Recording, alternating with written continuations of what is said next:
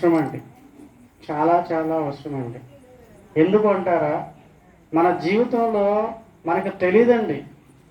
మనకు పరిచయమయ్యే వాళ్ళు ప్రతి ఒక్క ఆత్మ ఇక్కడ చాలామంది మీ ఊర్లో వాళ్ళు ఉన్నారు. వాళ్ళందరూ ఎందుకు రాలేదు? గురువు కోసం ఎందుకు ఎంతసేపు వెయిట్ చేశారు?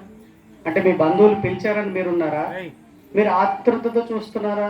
గురువు ఎవరు, ఏంటి, ఏం చెప్తారు అనే ఆతృతతో ఉన్నారా? నేనైతే ఆతృతతో లేరు. మీలో ఏదో కావాలని మాత్రం అయితే ఉన్నారని మాత్రం నాకు అనిపిస్తుంది.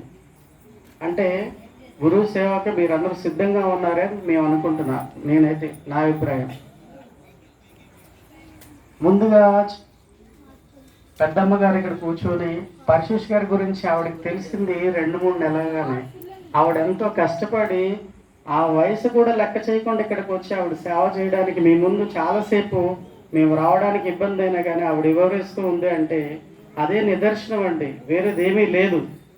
ఇది నమ్మితే మన జీవితాలు చాలా బాగుంటాయండి. ఆవిడకి చాలా అనుభవాలు ఉన్నాయండి పెద్ద ఆవిడకి. అలాగే మీ ముందు ఉషామాత గారు కూడా చాలా వివరించారు. వారి కుటుంబంలో జరిగింది. వారు కూడా ఇలాగే గురువుగారిని పిలిచి పాదపూజ చేసుకున్నప్పుడు కూడా వాళ్ళ ఇంట్లో ఎన్నో మహిమలు జరిగినాయి. పాప మ్యారేజ్ అయిందని చెప్పారు, ఇప్పుడే మేము కూడా విన్నాము. ఇవన్నీ కూడా బాబా గారు మహిమలండి. బాబా గారికి మేము ఏమిచ్చి రుణం తీర్చుకోలేము, కానీ సేవ చేయడమే. మాకు తెలిసింది ఏంటంటే మాకు జరిగిన మంచి నలుగురు చెప్పాలనే ఉద్దేశం తప్ప వేరేదేం లేదండి.